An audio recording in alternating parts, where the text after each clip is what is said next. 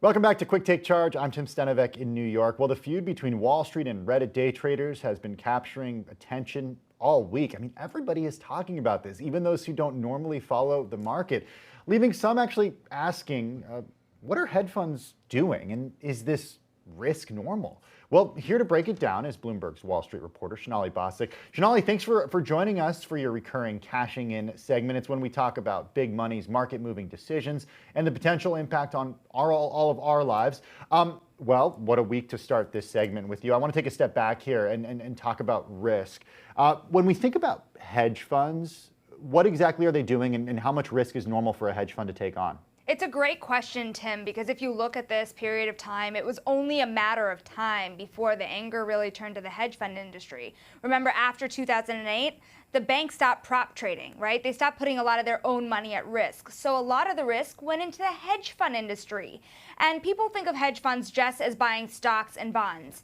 They do that, but they also short some of those stocks and bonds, and they also dabble in a lot of other much more complicated markets around the world. At the end of the day, a lot of this is done with leverage, which is where the real the risk is. And, there was an anger last year when early moves by the Fed started to be seen as bailing out the hedge fund industry before it bailed out Main Street, because some of these funds were levered like 100 to 1. They were very, very levered. When you talk about hedge funds and you talk to your sources at these hedge funds and on Wall Street, give us an idea of whose money is invested with these hedge funds. It's a great question because often it's people you don't want to get hurt. It's pension funds, for example. Gabe Plotkin, one of the famous hedge fund managers that got burned this week in many of these GameStop AMC trades. Endowments, foundations, charitable organizations. So ultimately, they're managing money for large institutions that need them to be managing that risk. But if they lose a lot of money, it's a problem for them.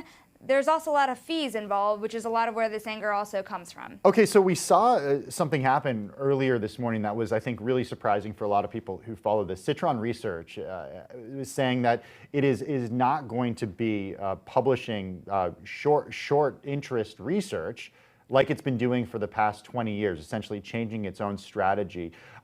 That's a big change for Citron, but when it comes to hedge funds, do you think that hedge funds are going to change the way that they at least talk about shorting? Are they going to maybe not talk about it as much? Because talking about what you're shorting is a big part of the strategy because you want to get other people on board. This week, by the way, Tim, it's incredible because they already started to change the way they talk about it. In the forums where they normally would bring up these ideas, they stopped doing it, right? And right now we're in a market that's ever higher, right? And it's really hard to short companies. But shorting does play a place in the market so long as people are not taking on too much risk, right?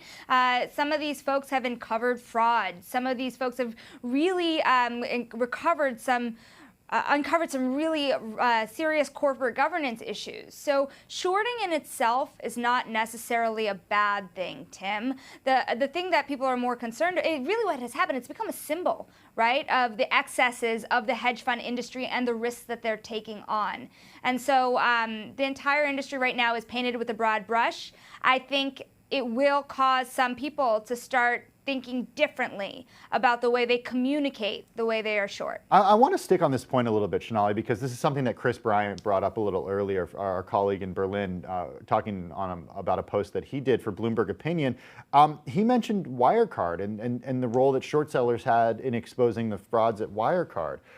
Something else with, as Mark Gongloff, another Bloomberg Opinion columnist, points out on Twitter, Citron's reports exposed Valiant and also the most famous short-selling target of all, Enron. So what happens if short selling disappears? Right, that's exactly right. Some of these short sellers are the greatest financial analysts out there, right? A lot of financial analysts, they're just telling you to buy and sell stocks. These were the guys that were uncovering major issues on company balance sheets. They're uncovering fraud. They were being honest about corporate governance changes. So it is something I, as a journalist, used to follow them also, to also look for wrong behavior, right? That's a very common thing for journalists to do. And yeah, so that is a bit of a shame. But it's not to say that the entire short selling industry will go away, right? I mean, this is absolutely something that's still allowed to happen. I don't expect it to go away in full form. I am just saying that the shorts are very quiet right now. All right, well, there you have it. Bloomberg Wall Street reporter Sonali Basak with today's Cashing In segment. Sonali, thanks for your time.